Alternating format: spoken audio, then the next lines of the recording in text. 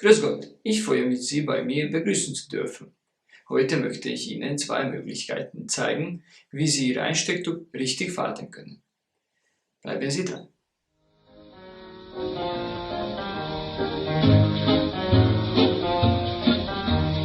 Kevés nekem a nappalom s az éjszakám,